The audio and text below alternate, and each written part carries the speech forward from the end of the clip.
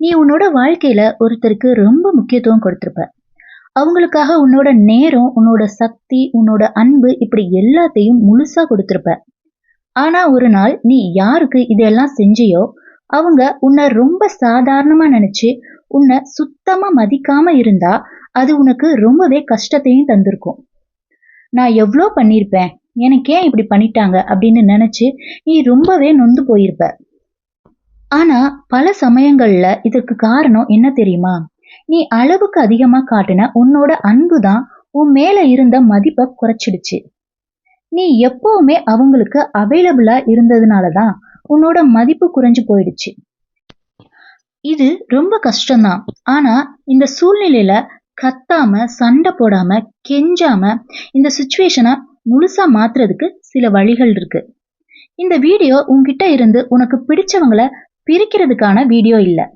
இது முழுக்க முழுக்க உன்னோட செல்ஃப் ரெஸ்பெக்ட், மென்டல் பீஸ், உன்னோட எமோஷனல் ஸ்ட்ரென்த்தை மறுபடியும் அடையிறதுக்கான ஒரு சொல்யூஷன் தான். இந்த வீடியோல உன்னை அலட்சியப்படுத்தினவங்கள மறுபடியும் எப்படி உன்னை மதிக்க வைக்கலாம் அப்படிங்கிற இம்பார்ட்டன்ட் டிப்ஸ் தான் நான் கொடுக்க போறேன். இதுல சொல்ற எல்லாமே ரொம்ப முக்கியம். ஏன்னா இது உன்னோட செல்ஃப் ரெஸ்பெக்டுக்கு சம்பந்தமானது.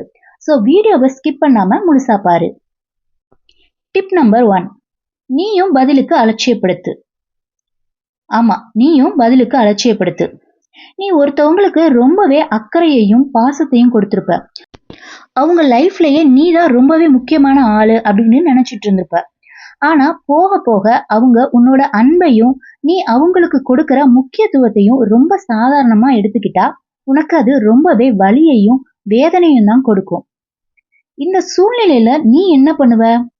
உன்மேல அவங்க அன்பு காட்டணும் அப்படின்னு முன்னாடி விட இப்போ நீ அதிகமா முயற்சி பண்ணுவ, அக்கறை காட்டுவ, இன்னும் அன்பை வாரி கொடுப்ப. இப்படிலாம் செஞ்சா அவங்க மறுபடி பழைய மாதிரி மாறிடுவாங்கன்னு தப்பு கணக்கு போடுற.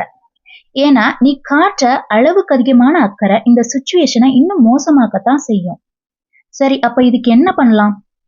சில நேரங்கள்ல அவங்க மேல நீ கவனம் செலுத்துறத நிறுத்துறது தான் இதுக்கு சரியா இருக்கும். நீங்க கவனம் செலுத்துறத நிறுத்தணும் அப்படின்னா அவங்கள வெறுக்கணும் அப்படின்னு அவசியம் இல்லை. இது ஒரு வகையான அமைதியான நிலை. உன்னை காயப்படுத்துற விஷயங்களுக்கு இனி நீ ரியாக்ட் பண்ண மாட்ட அப்படின்னு உனக்கு நீயே எடுத்துக்கிற ஒரு முடிவு. நீ ரியாக்ட் பண்ணாம இருக்கும்போதுதான் நாம என்ன செஞ்சோம் அப்படின்னு அவங்க யோசிக்கவே ஆரம்பிப்பாங்க. நீ முன்னாடி மாதிரி இல்ல, இப்போ மாறிட்ட அப்படின்னு அவங்க உணர ஆரம்பிப்பாங்க. பொதுவா எப்பவுமே ஈஸியா கிடைக்கிற ஒரு பொருளுக்கு இந்த உலகத்துல மதிப்பு இருக்காது. சோ பதிலுக்கு நீயும் அமைதியா இருந்து அவங்கள அலட்சியப்படுத்தும் போதுதான் நீ அவங்க கண்ணுக்கு தெரிவ. டிப் நம்பர் 2, அனைவரிடமும் அன்பு காட்டாதே. குறிப்பிட்ட நபர்களுக்கு மட்டும் முக்கியத்துவம் கொடு. நீ எல்லாருக்குமே எப்பவுமே அன்பை கொடுத்தா உனக்கு வேல்யூ இருக்காது. அப்ப யாருக்கு அன்பு கொடுக்கலாம் அப்படின்னு நான் சொல்றேன். சில பேர் நீ அவங்களுக்கு தேவைப்படும் போதுதான் உன்னை தேடுவாங்க, மற்ற நேரத்துல உன்னை கண்டுக்கவே மாட்டாங்க. இதனால உன்னோட டைமும் எனர்ஜியும் தான் வேஸ்ட் ஆகுது. எமோஷனலா நீ தான் பாதிக்கப்படுற. இதை நீ உணரும் போது உன்னோட அன்புக்கு அவங்க தகுதியானவங்களா, அவங்க உண்மையா உன்னை மதிக்கிறாங்களா அப்படின்னு யோசி. உன்னை மதிக்கிறவங்களுக்கு மட்டும் நீ முக்கியத்துவம் கொடு. இது செல்ஃபிஷ் இல்ல, செல்ஃப் ப்ரொடக்ஷன். நீ செலக்டிவான நபர்களுக்கு மட்டும் முக்கியத்துவம் கொடுத்தா உனக்கு கண்டிப்பா வேல்யூ கிடைக்கும். ஏன்னா ரேரான விஷயத்துக்கு தான் எல்லாரும் மதிப்பு கொடுப்பாங்க. டிப் நம்பர் 3, உனக்கான எல்லையை நிர்ணயித்துக்கொள். நீ யார் கூட பேசினாலும் அதுக்கு ஒரு எல்லையை நிர்ணயிக்கணும். இது கண்டிப்பா உன்னை ஒரு அன்ஹெல்தி ரிலேஷன்ஷிப்ல இருந்து பாதுகாக்கும். நீ முக்கியத்துவம் கொடுத்தவங்க உன்னை மதிக்காதப்போ இதுவரைக்கும் தான் நான் பொறுத்துக்குவேன், இதுக்கு மேல நான் இத சகிச்சுக்க மாட்டேன் அப்படின்னு உனக்குள்ள நீ ஒரு தெளிவான பவுண்டரிய செட் பண்ணணும். நீ இப்படி மாறும்போது அவங்க உன்னைய நீ மாறிட்டன்னு சொல்லுவாங்க, நீ ரொம்ப ஈகோ ஆயிட்டன்னு கூட சொல்லுவாங்க, உன்னோட குற்ற உணர்ச்சியை தூண்டுவாங்க.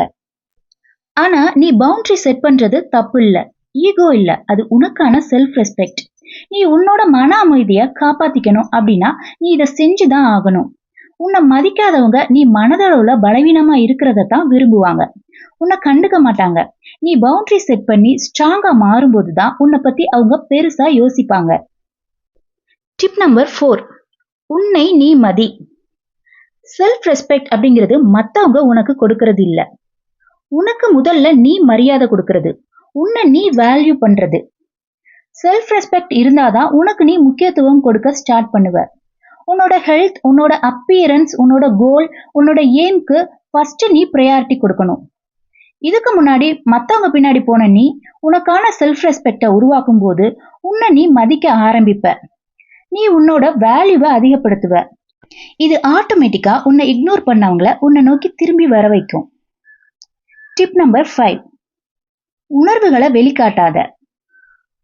உன்னை கண்ட்ரோல் பண்ணவங்க நீ எமோஷனலா வீக்கா இருக்கிறத ஒரு வெப்பனா யூஸ் பண்ணிக்குவாங்க. நீ கோவப்படுறது, அழுகிறது, உன்னை பத்தி எக்ஸ்பிளனேஷன் கொடுக்கறது, இதெல்லாம் அவங்களுக்கு ஒருவித ஆணவத்தையும் சந்தோஷத்தையும் தான் கொடுக்கும். சோ ஒரு நாள் நீ அமைதியா ரியாக்ட் பண்ணாம இருந்து பாரு. அப்போதான் ஏன் இவங்க இப்படி இருக்காங்கன்னு உன்னை பத்தி யோசிப்பாங்க. உன்னோட அமைதி உன்னோட பலவீனத்தை போக்கி உனக்கு ஒரு மன உறுதியை தரும். கண்டிப்பா நீ இதை செஞ்சு பாரு. டிப் நம்பர் 6, அவங்களுக்கு எளிமையாக நீ கிடைப்பதை நிறுத்து. சில பேருக்கு நீ எப்பவும் அவைலபிளா இருந்தா அவங்களுக்கு உன்னோட மதிப்பு தெரியாது. உன்னோட ஆப்சன்ஸ்ல தான் உன்னோட மதிப்பு அவங்களுக்கு புரிய வரும். ஸோ சில நேரங்கள்ல ஆப்சன்ஸ் எடுக்கிறது அவசியம். ஸோ அவங்க உன்னை இக்னோர் பண்ணும்போது கோவப்படாம, சண்டை போடாம, கெஞ்சாம, எக்ஸ்பிளனேஷன் பண்ணாம அமைதியா கொஞ்ச நாள் விலகிரு. இது உனக்கான தண்டனை கிடையாது. நீ அவங்களுக்கு கொடுக்கிற சைலண்ட் மெசேஜ். அந்த மெசேஜ் என்னன்னா, என்னை மதிக்காத இடத்துல நான் இருக்க மாட்டேன் அப்படிங்கிறது தான். இவ்வளோ நாள் நீ அவங்களுக்கு ஈஸியா கிடைச்சிருப்ப, எப்பவும் அவைலபிளா இருந்திருப்ப. ஆனா நீ எப்ப அவங்கள விட்டு டிஸ்டன்ஸ்ல போறியோ அப்பதான் உன்னோட இம்பார்ட்டன்ஸ் அவங்களுக்கு புரியும். டிப் நம்பர் 7, உன் மீது கவனம் செலுத்து. இவ்வளோ நாள் உன்னை இக்னோர் பண்ணவங்கள நினைச்சு உன்னை பத்தி யோசிக்கவே நீ மறந்திருப்ப. இது ரொம்பவே தப்பு. இனி முதல்ல உன்னை பத்தி யோசி. உன்னோட வாழ்க்கையில முன்னேற வழிய பாரு. உன்னோட ஹெல்த்ல அக்கறை எடுத்துக்கோ. உனக்கான ஹாபியை தேடு. மென்டல் பீஸை அனுபவி. இதுக்கெல்லாம் தான் நீ முக்கியத்துவம் கொடுக்கணும். இதுதான் ஃபோக்கஸ் ஆன் யுவர் செல்ஃப் அப்படின்னு சொல்லுவாங்க. உன்னை நீ இம்ப்ரூவ் பண்ணும்போது உன்னோட கான்ஃபிடன்ஸ் ஆட்டோமேட்டிக்கா உயரும். உன்னோட இந்த மாற்றத்தை பார்த்து உன்னை அலட்சியப்படுத்தினவங்க கண்டிப்பா உன்னை வேல்யூ பண்ண ஆரம்பிப்பாங்க. டிப் நம்பர் 8, அர்த்தமுள்ள மௌனம். மௌனம் வார்த்தையை விட வலிமையானது அப்படின்னு நீ கேள்விப்பட்டிருப்ப. எல்லாத்துக்கும் ஆர்கியூ பண்ணாத, எக்ஸ்பிளனேஷன் கொடுக்காத, தேவையில்லாத பேச்சுக்களை நிறுத்து. நீ சைலண்டா இருக்கும்போது தான் அவங்க அவங்களோட தப்ப உணர்வாங்க. சோ இந்த மௌனம் உன்னோட சுய மரியாதையை மீட்டு தரும், உன்னோட மதிப்பை உயர்த்தும். டிப் நம்பர் 9, நிலை தடுமாறாத தன்னம்பிக்கை. நான் யாருன்னு எனக்கு தெரியும் அப்படின்னு எப்பவும் நீ மனசளவுல உறுதியா இருக்கணும். அப்படி இருந்தா உன்னோட கான்பிடன்ஸ அவங்களால உடைக்க முடியாது. இது உனக்குள்ள இருக்கிறது. இந்த தன்னம்பிக்கை உனக்குள்ள இருந்தா உன்னை அவங்க இக்னோர் பண்றது உன்னை பாதிக்காது. முதல்ல நீ உன்னை மதிக்கும் போது உனக்கு எமோஷனல் ஃப்ரீடம், இன்னர் பீஸ் கிடைக்கும். கூடவே ரெஸ்பெக்டும் கிடைக்கும். இந்த கண்டிஷன்ல உன்னை அலட்சியப்படுத்தினவங்க உன்னை இழந்துருவோமோ அப்படின்னு பயப்பட ஆரம்பிப்பாங்க. பட் இந்த ஸ்டேஜ்ல உனக்கு நீயே போதுங்கிற மனநிலைமைக்கு நீ ஏற்கனவே வந்திருப்ப. கடைசியா ஒன்னு சொல்றேன், உன்னை மதிக்காதவங்க கிட்ட உன்னை நீ நிரூபிக்கணும் அப்படின்னு அவசியமே இல்லை. நீ ஈஸியா அவங்களுக்கு கிடைக்கும் போதுதான் அவங்க உன்னை அலட்சியப்படுத்துறாங்க. அதுக்காக உன்னோட திறமையும் வேல்யூவும் குறைஞ்சிருச்சு அப்படின்னு அர்த்தம் இல்ல. உன்னோட ஒர்த்தை நீ அவங்க கிட்ட காட்டலன்னு தான் அர்த்தம். எங்க இருந்தாலும் தங்கம் தங்கம் தான். சோ உன்னை மதிக்காதவங்களுக்கு நீ எப்பவும் அவைலபிளா இருக்காத. எப்பவுமே அவங்க மெசேஜுக்கு உடனே நீ ரிப்ளை பண்ணாத. உன்னோட வேலையை விட்டுட்டு ஓடி போய் கால் அட்டன் பண்ணாத.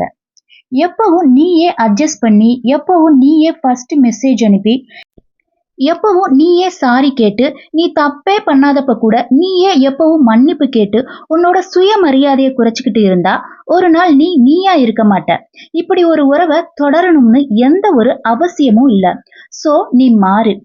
இன்னையில இருந்து நான் சொன்ன இந்த 9 விஷயங்களை ஃபாலோ பண்ணு. யாராவது உன்னை மதிக்கலனா அமைதியா விட்டு விலகிடு. அவங்க கிட்ட டிஸ்டன்ஸ் மெயின்டைன் பண்ணு. உன்னை மதிக்கிறவங்களை மட்டும் நீ மதிச்சா போதும். உன்னோட மதிப்புங்கிறது நீ கேட்டு வாங்குற விஷயம் இல்ல. உன்னோட செயல், உன்னோட முன்னேற்றம் மூலம் அது தானா உனக்கு கிடைக்கும். சோ நீ உன்னோட சுய முன்னேற்றத்துல அக்கறை காட்டு. நீ உன்னோட வாழ்க்கையில முன்னேறாம நின்ன இடத்திலே நின்னுக்கிட்டு நான் செல்ஃப் ரெஸ்பெக்டோட இருக்கேன்னு நீ நினைச்சா அது உன்னோட முட்டாள்தனம். நீ முன்னேறிப்போ, தானா உனக்கு மதிப்பு கிடைக்கும். உன்னை நீ இம்ப்ரூவ் பண்றதை விட்டுட்டு உன்னை அலட்சியப்படுத்தினவங்க கிட்ட போய் கெஞ்சிக்கிட்டு இருந்தா உன்னை சீப்பா தான் நடத்துவாங்க. சோ உன்னை ஒருத்தர் வேல்யூ பண்ணணும் அப்படின்னா உன்னோட வேல்யூவை உயர்த்து. அப்போ உன்னை அலட்சியப்படுத்தினவங்க உன்னை தேடி வருவாங்க. அப்படி அவங்க வரலனாலும் நீ அவங்கள தேடி போக வேண்டிய அவசியம் இல்ல. உன்னை மதிக்கிறவங்க உன்னை தேடி வருவாங்க. வாழ்க்கை ரொம்ப சின்னது. அத உனக்காக வாழு. உன்னை மதிக்கிறவங்களுக்கு மட்டும் மதிப்பு கொடுத்து வாழு. உன்னை அலட்சியப்படுத்துறவங்க கிட்ட கெஞ்சி உன்னோட டைமையும் எனர்ஜியையும் வேஸ்ட் பண்ணாத. இப்படி நீ மாறுறப்போ யாராவது உன்னை பார்த்து நீ ரொம்ப சேஞ்ச் ஆயிட்ட அப்படின்னு சொன்னா உன்னோட ஃபேஸ்ல லைட்டா ஒரு ஸ்மைல் வரும் பாரு. அது சொன்னா புரியாது.